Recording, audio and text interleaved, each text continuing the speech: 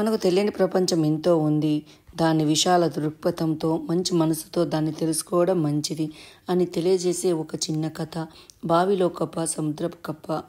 ఒక బావిలో ఒక కప్ప ఉండేది. చాలా కాలంగా అది దాంట్లో నివసిస్తుంది. అందులోనే పుట్టి అందులోనే పెరిగిన అది బుల్లి చిన్న కప్ప. అది బావిలోని నీటిని పురుగుల నుంచి, క్రిముల నుంచి పరిశుభ్రపరుస్తుంది. ఈ విధంగా కాలం గడుపుతుండగా క్రమంలో అది కొంత బలిసింది. ఇలా ఉండగా సముద్రంలో నివసిస్తున్న మరొక కప్ప వచ్చి ఒకరోజు ఆ బావిలో పొరపాటున పడింది. "నువ్వెక్కడి నుంచి వస్తున్నావు?" బావిలోని కప్ప అడిగింది. "సముద్రం నుంచి." "సముద్రమా? అది ఎంత పెద్దది? అది నా బావి అంత పెద్దదా?" ఇలా అంటూ ఈ వైపు నుంచి ఆ వైపుకు ఆ కప్ప చెంగున దూకింది. అది చూసి సముద్రపు కప్ప, "మిత్రమా, నీ చిన్న బావితో సముద్రాన్ని ఎలా పోలుస్తావు?" అంది. అప్పుడు బావి కప్ప మరొకసారి చెంగున దూకి, "మీ సముద్రం ఇంత పెద్దదా?" అని అడిగింది. "నీ అర్థము లేని ప్రలాపము, సముద్రాన్ని నీ బావితో పోల్చటమా?"